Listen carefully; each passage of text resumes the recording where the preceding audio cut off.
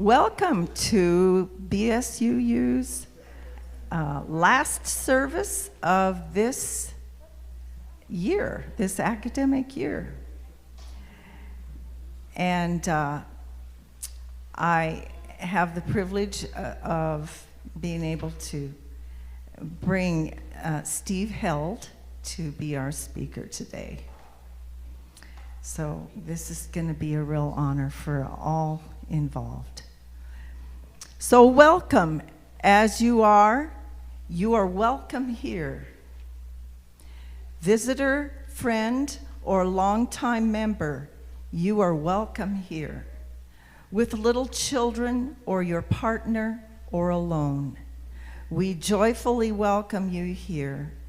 You are welcome here as believer or doubter, as joiner or loner. You are welcome here, feeling a part of us or not, full of energy or not, seeking a vision or a rest. You are welcome to join us as you are. We acknowledge that we are in the Aboriginal territories of the Salish, Nez Perce, Blackfeet, and Anishinaabe peoples, who shared the Helena Valley as hunting grounds. The indigenous story of the Helena Valley began long before the arrival of Europeans. We honor those who walked here before us. We honor the path they have shown us in caring for the place, this place, for generations to come. We strive for justice and fair relations with their descendants. And now we're going to have announcements before we light the chalice. Are there any announcements?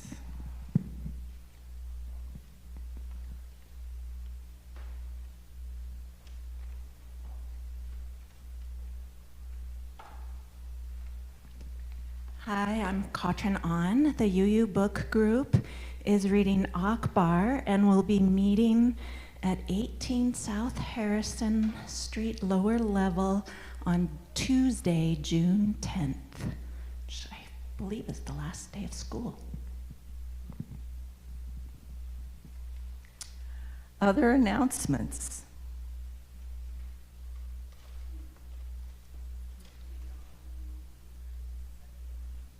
UU announcements.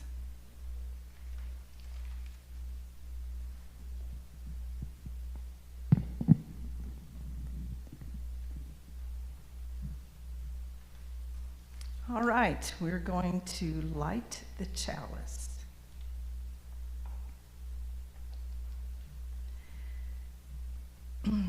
Thank you, Katie. And we're going to say together, we gather this hour as people of shared values, with joys and sorrows, gifts and needs. We light this beacon of hope, sign of our quest for truths and meaning in celebration of the life we share together. Now we're going to sing Blue Boat Home. It's number 1064 in your Singing the Journey book. Feel free to stand as you are able and willing. Thank you.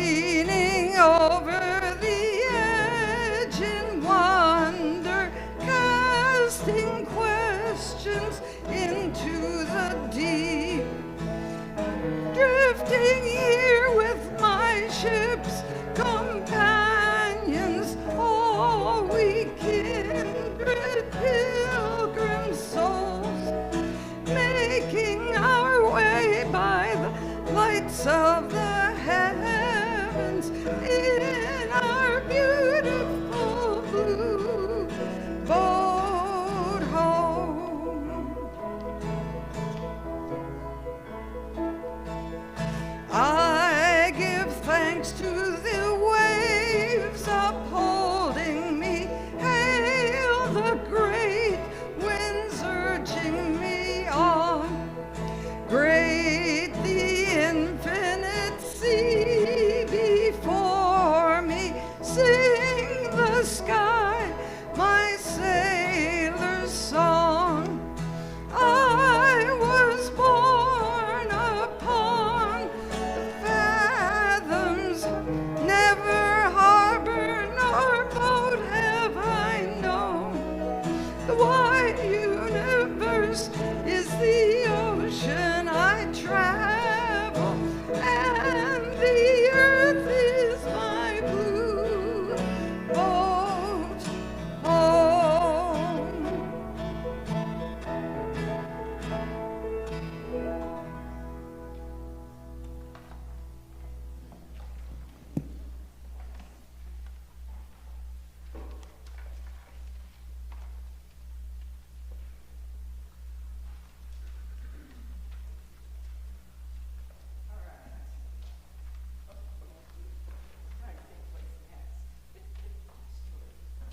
All right.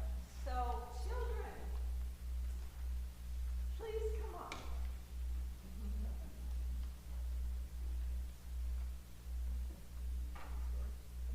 We have some questions for you.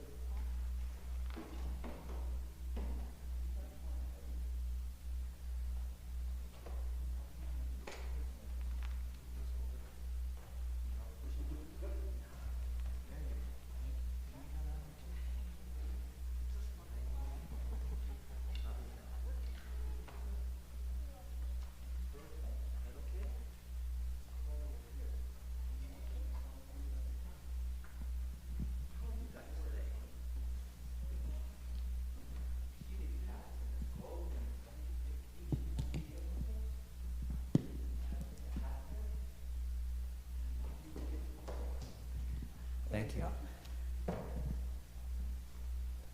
you go. Yeah, you can put those on, and then the other one, want to get the globe? Can you pick up the globe and bring it? And you guys can just sit here, and we can look at that globe together. If you want to bring it here. Good. Thank you. What's your name? Eli. Hi. Oh, we have a name tag too. How are you?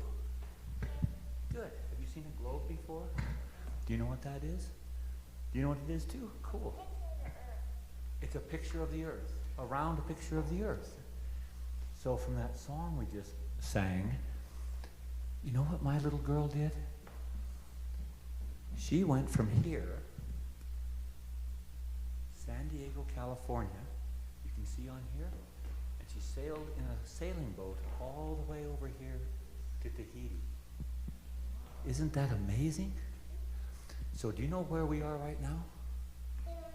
We're in Montana. Yeah. Somewhere, let's see. Yeah, let's look at that. Somewhere in here, okay? And we're in Helena, Montana. And if our finger was really real and on this globe of the earth, just my finger would completely cover up the sky. Isn't that amazing? And do you know where my little girl is right now? She's all the way over in Africa. And I just went and saw her. And she was your size not very long ago. She's all the way over here. Can you see this on the globe? And we're all the way over here. And I took a plane. What?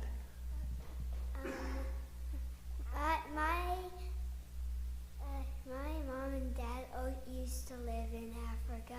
Oh, that is cool. Do you want to go there someday? So, adults, maybe all the people and the grown-ups out there can just imagine what it was like when they were your age and when they got to do something like this and come up and talk to people. You were going to say something too. You remember? No, it's okay. Yeah. Okay, you'll remember it later. Your hat, do you know what your hat says? It says Montana. So we're in Helena, and that's in Montana, right? And Montana is where? Part of the USA, right? Yeah, and that's North America, which is all of this, right? And North America is in the whole world, in the whole globe. And my little girl loves animals, and she loves the river that we grew up next to. She grew up on a ranch here in Montana. What animals do you like? I like an eagle. Eagle. Those are nice. Do you have an animal you like? A horse. Oh, I love horses. I've had 1,000 of them. Maybe. Do you have animals you like? I like them all. You like them all, me too. So in Africa, what kind of animals do you think they have in Africa? They have zebras and lions and giraffes. I saw all of those just last month. They do. What else do they have? Lions and tigers and bears? No, they don't. Yeah. Turtles and all kinds of big animals. And I was just also in Cuba for Christmas, and that's here. Can you see where Cuba is? So we're up here in Helena, and Cuba is down here. And the people there love their animals too. And all the little kids in Africa, they love their lions and zebras and giraffes too. Just like you love your eagles. Isn't that neat? And before that, I was up in Europe. It's up here. All around this area. And they have different animals there. In Germany and Austria. What's that? What do you see? I think that's where it got worn out a little bit. The earth was getting tired. They probably over-farmed that area. And it had a drought year or two. So it can't grow any grass. And thinking about that, that was a really good thing you asked, because we've been talking a lot about a little tiny country right up in here. Can you see where this is too? Right up in here, kind of where my thumb is, up in here, called Wales. Have you ever heard of Wales? Almost like a humpback whale, but no way, almost. So you know what it sounds like. And you know what the people did there? They changed all the laws of the whole country so they would protect little kids. And protect the kids' kids. And protect everybody. And protect the animals and the birds. Isn't that cool? They changed their laws to take care of themselves. And to take care of all the people. So, what's that? Are you going to ask? Why is that right there? That's Greenland and Iceland. And some people want to make that part of America. That's way over there. Isn't that funny? Silly, silly. So they want to protect in Wales, in humpback Wales, they want to protect the land for children, which are our children's children. Can you say it with me? The children's children's children's children's children's children. All of our descendants. And the people who want to do that are their ancestors. That's a new word today. Do you know the word ancestors? No. You do? What does ancestors mean? It means like basically the people who lived before us. That's the perfect answer. So your parents are your ancestor, and your grandparents, and your great-grandparents. And can you say it with me? Your great, great, great, great, great, great.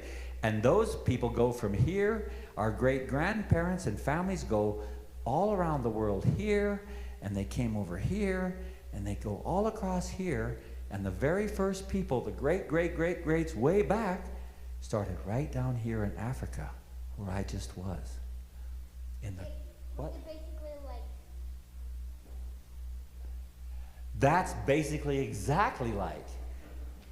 They were Basically all over. all over the place. I'm like, there's like zigzag, ziggle, ziggle, wiggle, wiggle, like birds and fish and everything else. Isn't that cool? That land is Spain right there. Yeah, I have a friend who just went to Spain. Do you know what they do in Spain? They speak Spanish. Can you tell me some words in Spanish? Agua. Agua means agua, means water, doesn't it? Yeah. Yeah. Like what we drink. And we want to have clean water. Yeah. And that's what the people in Wales want to protect. The clean water. So, who are you ancestors to? Montanans, yeah. And you'll be ancestors to your children, and their children, and their children, and children, children, children. And you know what else? You can be ancestors to yourself. So you can raise yourself up to be a good ancestor for you and all the people who come after you. Kind of weird, huh? You're already an ancestor? You're thinking, I can see you're working it out right now. Yeah. So, I just want to say that no matter how worried we get sometimes, life always finds a way.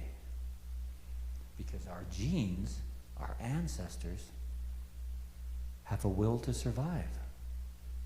So everything is going to be okay, even when you're worried about all the problems you hear mom and dad talking about and they talk about in school. Do you guys high five or do you give a fist bump? You do this one? Oh, cool. What do you do? Do you do fist bump, high five, slap hands? High fives. Boom. Okay. Everything's okay. What do you like? Boom. Everything's okay. Thank you guys so much for helping me out. We can put the hats right back here. Good.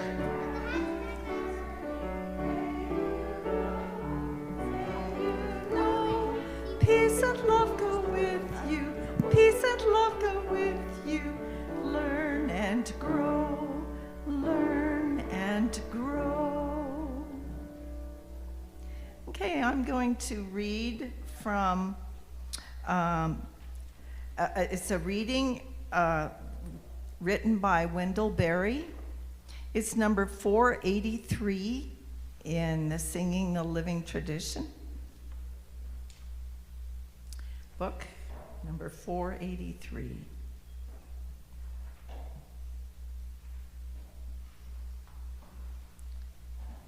When despair for the world grows in me, and I wake in the night at the least sound in fear of what my life and my children's lives may be, I go and lie down where the wood drake rests in his beauty on the water, and the great heron feeds.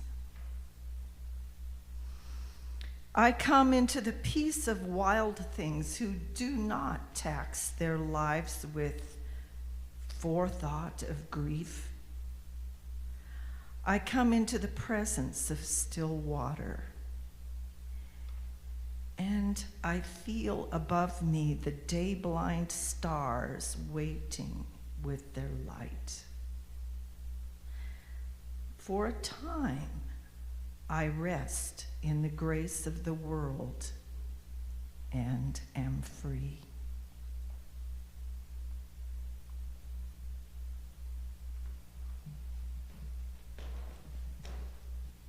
Now I believe we have an offering.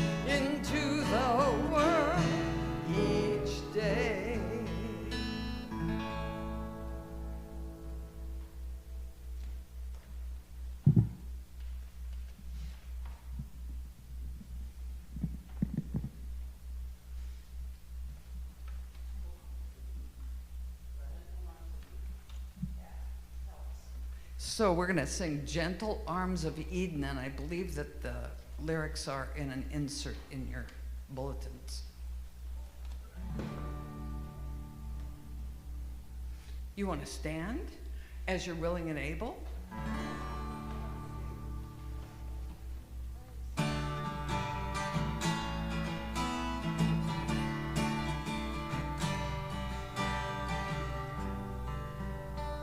Just a minute.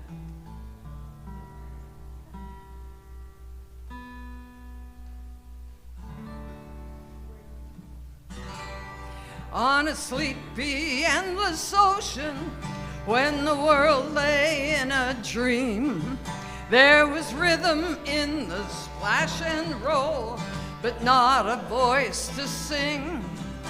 But the moon shone on the breakers, and the morning warmed the waves, till a single cell did jump and hum for joy, as though to say, this is my home, this is my only home, this is the only sacred ground that I have ever known.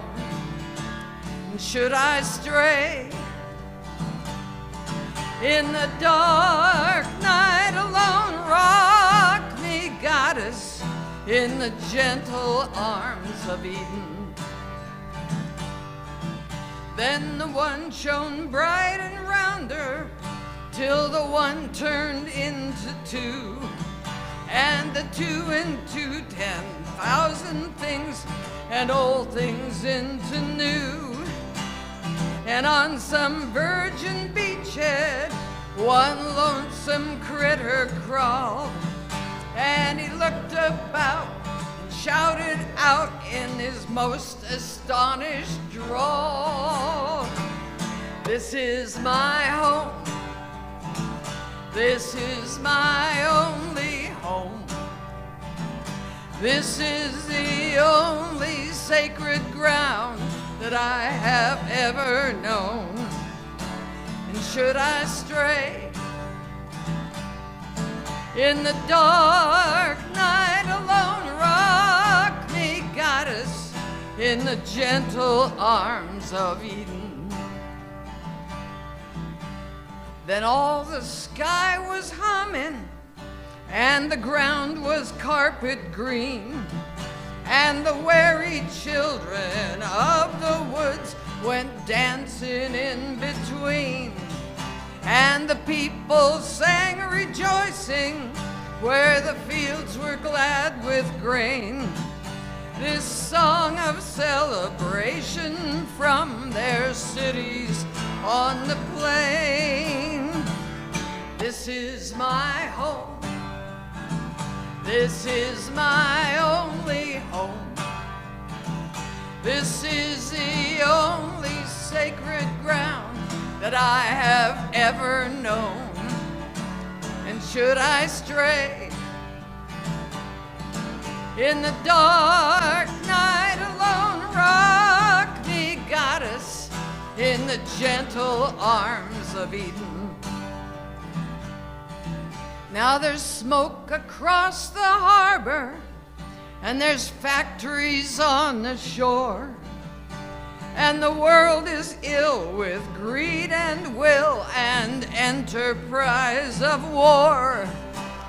But I will lay my burdens in the cradle of your grace, and the shining beaches of your love, and the sea of your embrace. This is my home, this is my only home, this is the only sacred ground that I have ever known. Should I stray in the dark night alone, rock me, goddess, in the gentle arms of Eden. Rock me, goddess, in the gentle arms of Eden. Woo! Thank you, Dave Carter. Rest his soul.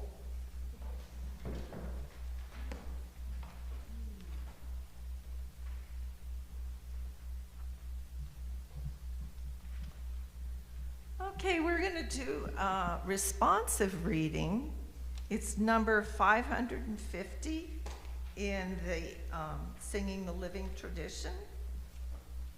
And Steve will be reading the part that is left indented, and I will lead the congregation with the part that has the italics. It's number 550. We belong to the earth. This we know. The earth does not belong to us. We belong to the earth. This we know. All things are connected like the blood which unites one family. All things are connected. Whatever befalls the earth befalls the sons and daughters of the earth. We did not weave the web of life. We are merely a strand in it. Whatever we do to the web, we do to ourselves. Thank you. Thank you. That was Chief Seattle, who was attributed to. Okay. So, first time in the space here, kind of juggling my way around. Hello, everyone. Hi. So I'm Steve Held, as she said, and I grew up in the UCC church in Broadus, which has changed quite a bit. And let's see here, find my spot here in the modern way of doing things.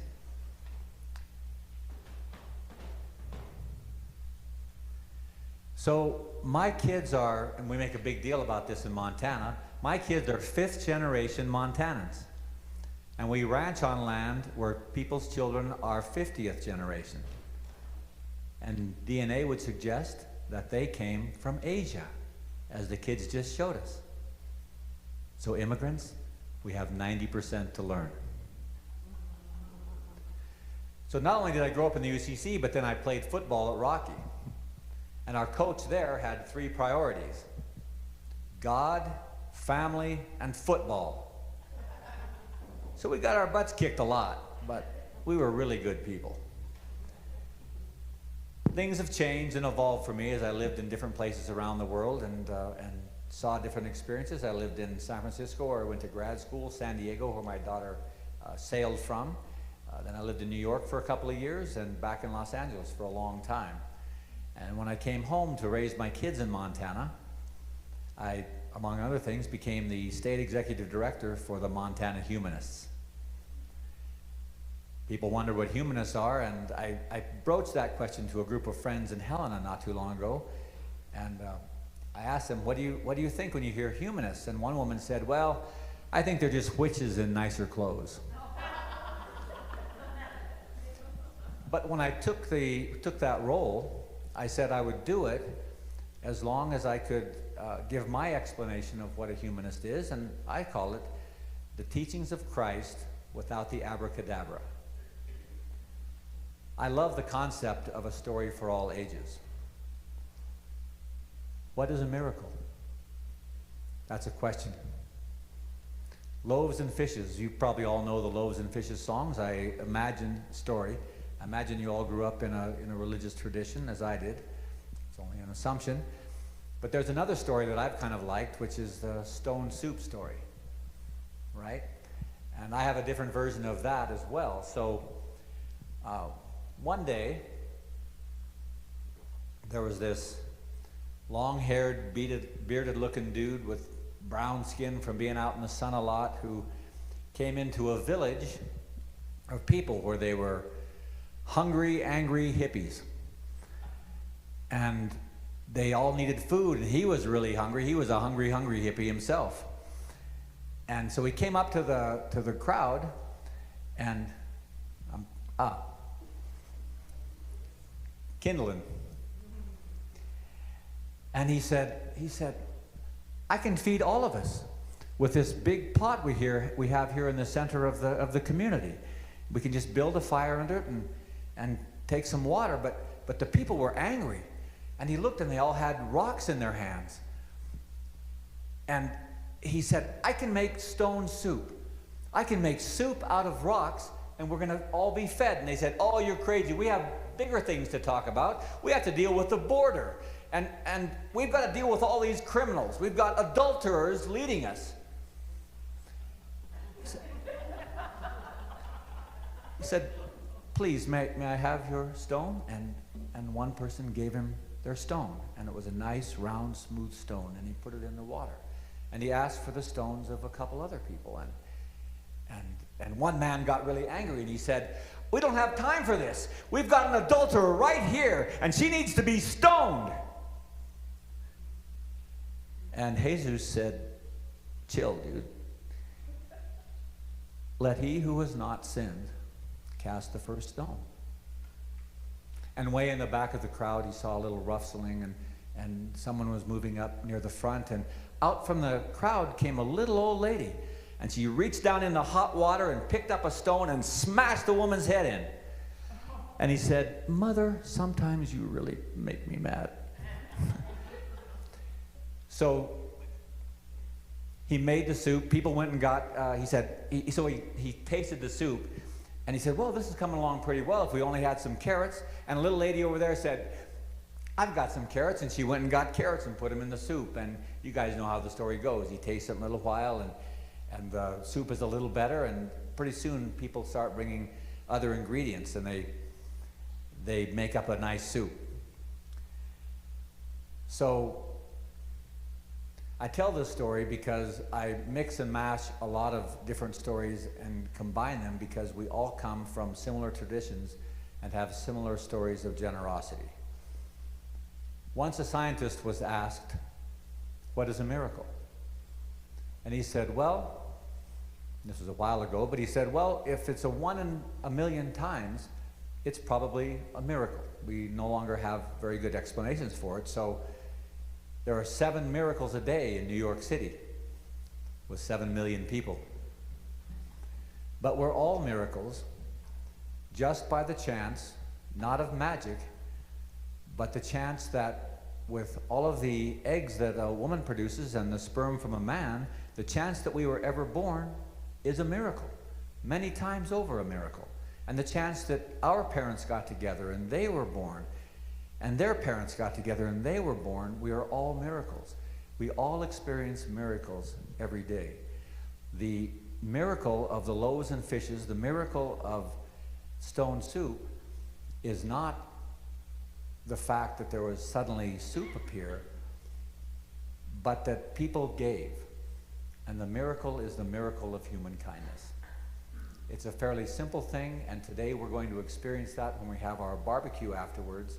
And we are going to share and have a miracle here. We get to be part of a real live miracle. So, our genes have a will to survive. And even though the people around us sometimes we are leery of, and we're doubtful of, and we question them, we can trust the Montanans around us. Those people who work in jeans, the rednecks who burn their hide in the sun or are out here gardening in the Plymouth garden and burn their skin in the sun. We can't afford to be afraid. Just as one man talked down an angry mob or fed a village, we can find good in a MAGA too. We can find good in our neighbors, whether we agree with them or not on other scales. We are all one. I just want to assure you, as I did the kids, that everything will be all right. We can have faith in that. We can trust in our genes to survive. And that's a simple message that I had for you today. And I thank you so much for having me in.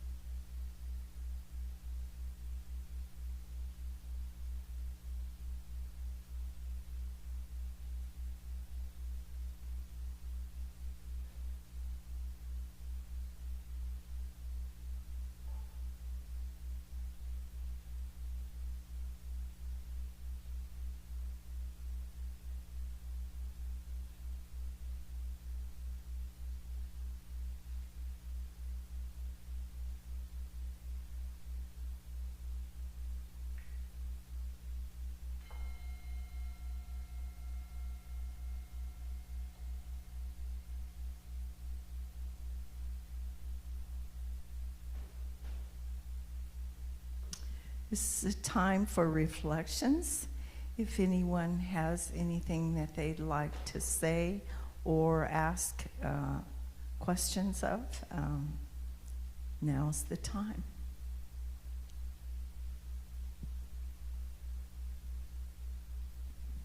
I'm Carrie Fairbrother, and I met you at Sam's house. Sam, yeah. And many of us in this room voted for you, so it was nice to see that you had this this feeling of everything will be all right. I think right now, and I loved it that you said that to the kids, but I think right now, even though I'm in great discussion with age-old friends who politically I disagree with, but find it hard, and they're dear friends. So when they say to me, "Oh, you worry too much, and we've got to clean up this act," and yet I have other friends who have no jobs now, or the kids have no jobs, and they're the main breadwinners. I have my daughter's cancer, and all the melanoma research has been cut, and her cancer research has been completely cut. I don't know how, and all the scientists that have been cut, I don't know how we can be upbeat. So I have a little different attitude. I think it's okay to say, I hope everything will be all right, but I think we have to fight like hell to do change. Yes, and I don't think we can let down one bit. Not at all. And I thank you for your vote, too. That's nice. And which Tim and Sam? Was it Tim and Sam? They were the Coulters and the Holmes? Both? Okay. Yeah, lovely people. I don't think we can let down for a minute. So I'll give you a long-range perspective that I got when I was a little kid, when I was their age. It was the first time my family took me to Butte, to the Berkeley Pit. And I looked down over that thing, and way down in the bottom there was a green pool of water and little white dead birds floating on top. And even as a little kid, I thought someday this land will fold back over itself and cover that up, and the land will all heal. That might take a few million years. Human beings might be completely gone, but in that sense, everything will be okay. In the universal sense, everything will be okay. That's the kind of faith that I have. It's not the same as some people who attend church, but it's a faith that everything will be okay. Now, we can't really wait for that, you and I can't, but somewhere between that point and tomorrow, everything will get better. We've, just in this country alone, I feel like, I'm sorry, what's your name again? Carrie. Just in this country alone, for 250 years, we've been winning. We are so different than we were 250 years ago. Right. We don't want to go back. I agree. I don't either. But we lived through the Revolutionary War. We barely won that. The Civil War. You know, at Gettysburg, one little thing could have changed, and it would have gone completely different. But we have been okay. You know, think about how things were in 1972 when the Con Convention happened, and civil rights were we had just gotten past a lot of big landmark decisions, and women had the right to vote. It's only been a few years that women could get a credit card, buy a house, right? Look how much better things are right now. And so sometimes we get frustrated because we don't get what we want right now. I have to try to understand, why in the heck can half the country, almost half the country, vote differently than I did? Because I know some of them are intelligent. I mean, a lot of them are intelligent. I'm trying to be, you know. And so I can't just disparage them on, you know, any grounds like that. And so what I try to do is to find something where I can agree with them. And by doing that, you can open up a conversation. And by doing that, you open them up as a human being, and we open up too when we do that. And so because last year anyway, jokes and jokes and jokes, but so I figure I can go first because I ran as a Democrat, so obviously I was not supporting Donald Trump in the last election. And so I have to find something that I can agree with. So Donald Trump and I agree that Ivanka is hot. We got to start somewhere, right? But there are other things too. You know, maybe a lot of these things, the progressives didn't like vaccines, and there was a time when people were trying to go off grid and everything. That's just kind of changed the demographics. So we have some things we can relate to with these people.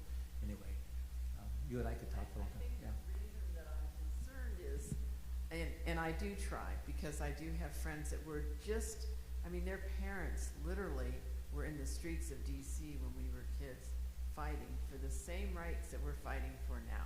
And yet, they will say things that's so opposite of what I consider, that they don't hear my reality, I shouldn't say, they have a whole different reality.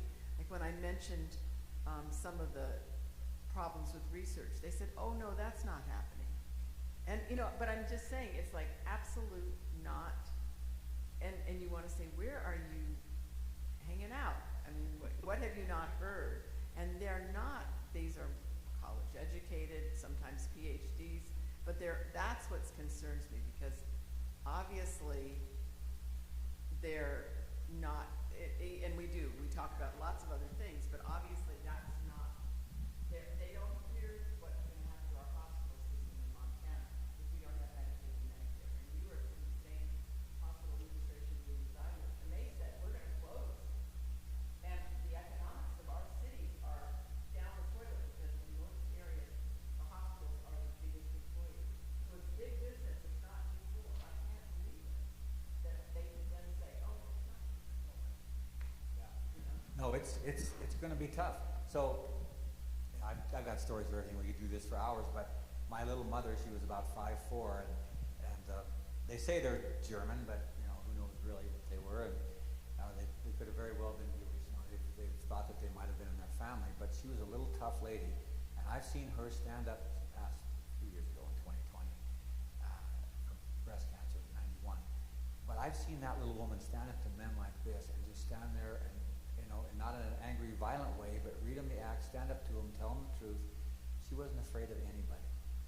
And when I would talk to her about my concerns, and I might express something just like you did, she would say, well, sometimes they will just shoot you. You know, we can't be afraid. We can't live in fear. We have to just keep doing the work. But we also, look, fear runs animals. When a forest fire is burning, the animals run away. As a rancher, we use fear to drive livestock down a chute to cut off their head. That's what they're trying to do to us. This pummeling that they're doing creates a PTSD in all of us, and that's what I'm concerned about. All of us becoming so drummed that we can't think right, that we stop working. So, heck, I'm coming out here talking to you guys and want you to feel strong and good, like you can get out and keep doing that. We've won a bunch of stuff. I don't want to go on forever on these, but we've won a whole bunch of things. So here's 3 things that we won on that I was personally helping with. Who remembers what CI 128 was? You remember that? Way back then? CI 128, we won that. That was something I was working for. The judges. So I was on a 3-person board of directors to get Judge Bittigary elected to the Montana Supreme Court. Justice Bittigary. We won that one too. That saved us a lot. Why do we need a Supreme Court? Because of Held v. Montana. That was a 3rd great big win in my life. Yeah. Woo! Ricky and those 16 kids, you know. And if they can stand up, and the LGBTQ community can stand up, and my friends who are trans women can stand up and fight for this, how the heck do we, somebody as big as John Brown, how can he not stand up? If I was as big as him, I'd be knocking people down just to watch them fall. So how can we be afraid? You know, so we just have to keep our minds clear and our focus. If you can pick just one thing, that's good enough. You don't have to solve all of it. Anyway, listen. Okay, others. Catherine? Thanks, Carrie. It just came to mind about working for world peace and our goal of the process. Thank you. Cass. So Steve, I'm just delighted that you're amongst us. And your message is heartening to me. As a lifelong optimist who has a very wide stripe of cynicism, I feel that basically people are good and want life. And yet there's a lot of messing with the brains through the media that causes very weird political positions. And I think I'm very curious what's going to happen in the next year or so if, in fact, our government is going to fall to a complete fascist dictator scene. And I'm wondering how we're going to get out of this dilemma. And just this morning, I read somebody mentioning again the 25th Amendment and, you know, deeming our current president unfit for the job. So I don't know. We got to try something. But on the other hand, when you say it's going to be okay, I agree with you. Partly because Gaia, our Earth, will go on. And I'm not so sure that human presence on the Earth has been much of a gift to Gaia. In fact, in the past couple of 100 years, it's been poisonous. And the chances of turning that around seem steep.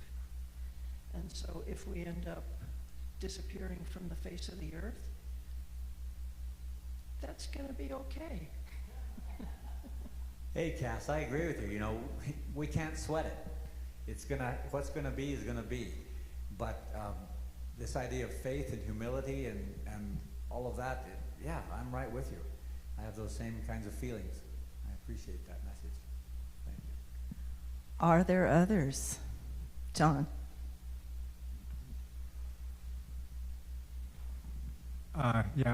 Thanks, Steve.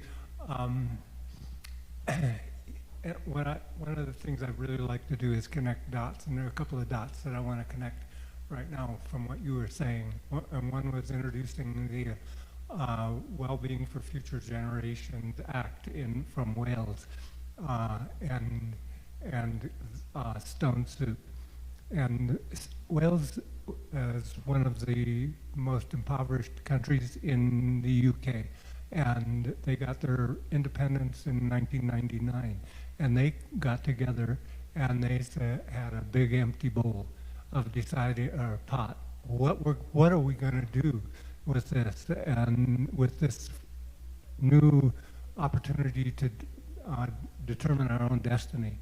And they got together and said, we have one basic criteria, and that everything we do has to be run through the filter of the well-being for future generations.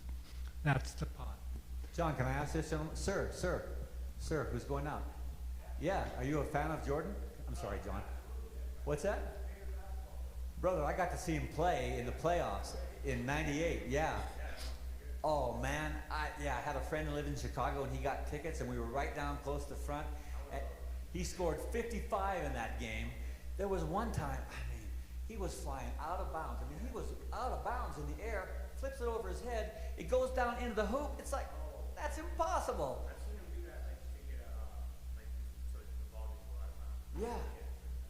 There's some videos. Yeah, that's right. What us old people did.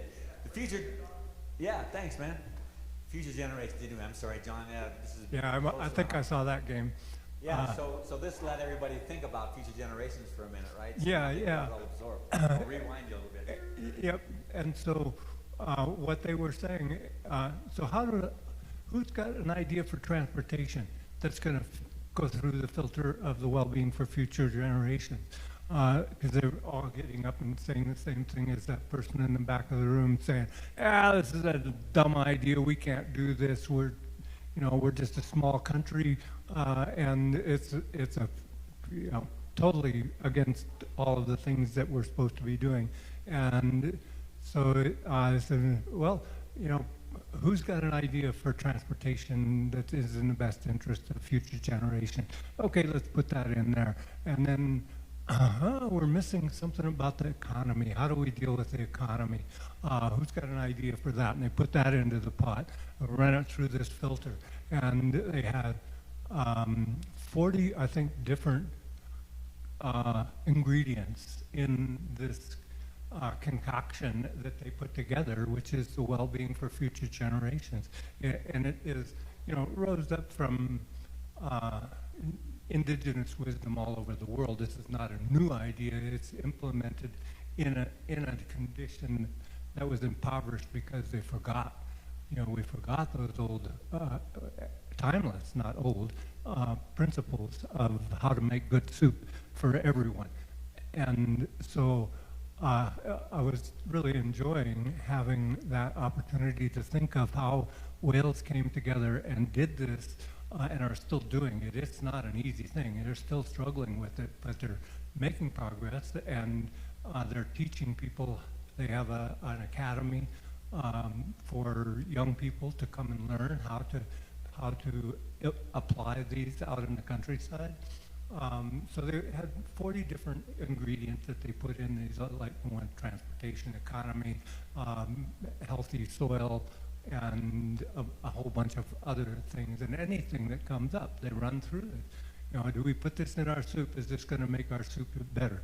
Is it going to? And they're at the point now where, boy, I'd like to have some of that soup. And they have a recipe for it. They have a book about how it came about and what happened in the first 5 years after it was implemented, called #FutureGen. So it's a really great read. And then they have a wonderful website that has all the things that they've been doing since then. And they just came out this last year with a review of the 5-year review they do about, well, how are things working now? Is it, how's the soup tasting today? And is it nourishing people? It's not just the taste, it's, the nutrient qualities of it. So thanks for giving me that little tie-in there. You're welcome, John. And also, just so people know that we're having an Earth Care Youth Camp this summer at the old Camp Miminogi site. If anybody ever go there? Yeah, that's cool. Yeah, I used to go there a lot. Cass, it looks like you did too. So, yeah, makes sense. Yeah, it's a cool place. Anyway, so that'll be this summer for youth. If you guys have kids, grandkids, great-grandkids, great. Set them on. Be careful. Yeah. Any other perspectives? Okay. We're going to, I believe what comes next is the song, Happy and Good. It's on page 33 in Open Your Heart Songbook. Feel free to stand.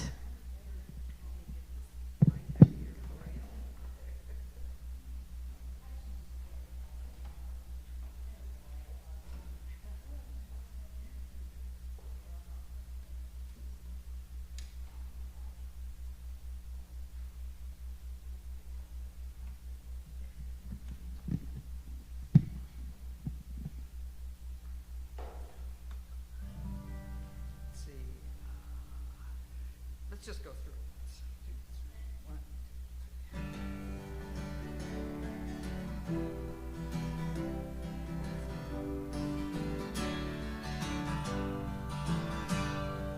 Happy and good are the days we spend on earth, blessed by love at birth. Who can complain as we work with our hands, hearts and our hands, to shape the earth into a garden again? And why do we suffer, and some more than others, brave sisters and brothers whose blood soaks the earth? How can a world full of torture and danger not make me a stranger to hope and rebirth? To face every morning the headlines, the heartaches, the toll that our work takes with little to show. Our victories are shadowed by setbacks and trouble, all the weeds and the rubble where our seeds try to grow.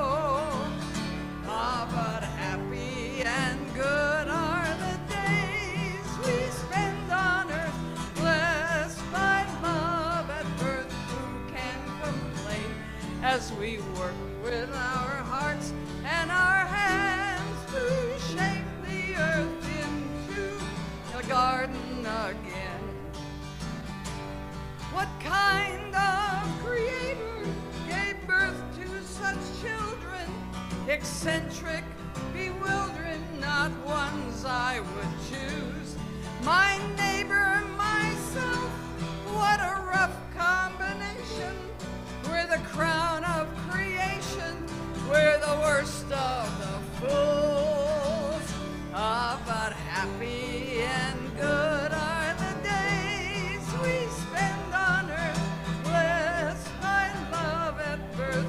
Who can complain as we work with our hearts and our hands to shape the earth into a garden again? To stand by the side of our dear compañeros, the humblest of heroes, their struggle to share. To face the dark powers, the missiles, the murder, we're called to look further than simple despair. So let us rejoice, we are part of creation. Our one obligation is to know our true names, to shape with the shaper, to guide and be guided. Our spirits ignited, we dance into flames. Yeah.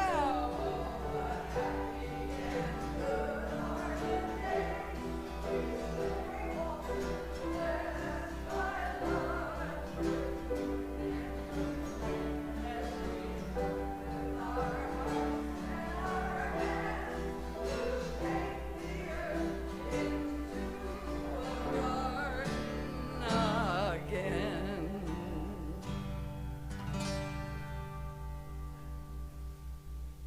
Another connection to the UCC, Betsy was her parents, her dad was a UCC minister in Seattle, and Betsy's been very involved with lots of actions, political.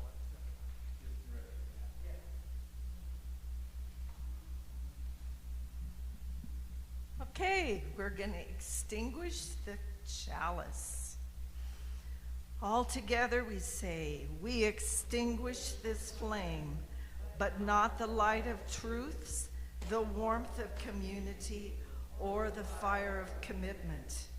These we carry in our hearts until we are together.